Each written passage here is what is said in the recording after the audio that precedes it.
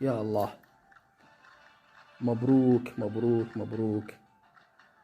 منتخب العراق الأولمبي، كتيبة الكابتن عماد محمد، الفوز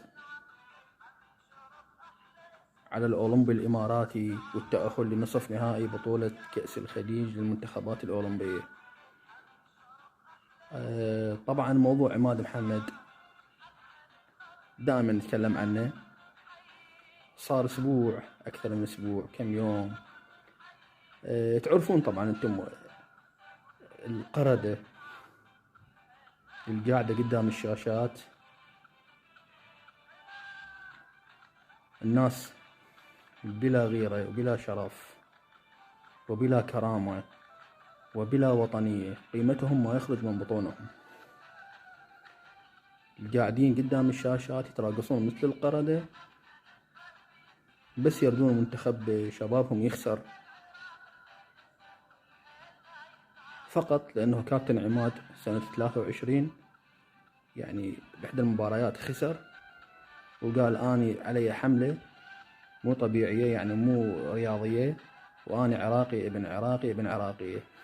فهاي شوية حركت شي داخل الذيول، داخل التبعيين والناس المو وطنيين، مستوطنين الطارئين على العراق.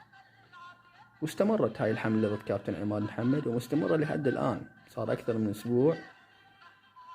استغلوا فرصة التعثر الأول أمام المنتخب اليمني الشقيق، لكن سرعان ما نهض هذا المنتخب الجميل الرائع، وتغلب على منتخبات سلطنة عمان والإمارات. والجميع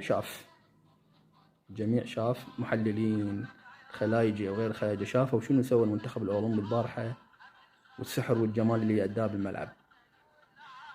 وهذا اللي غاضم أكثر، نكرر الحملة على الكابتن عماد محمد وشباب العراق. طبعا هذا ثالث منتخب يأسسه عماد محمد، منتخب الشباب 2021 22 23، ومنتخب شباب 24 هو هذا نفسه صعد منتخب أولمبي. يعني نقدر نقول 3 منتخبات خلال هاي الفترة القياسية قدر يخرج الكابتن عماد محمد مدرب الإنجاز دوما. فنرجع ونكرر نقول الحملة على الكابتن عماد محمد حملة غير وطنية وغير شريفة،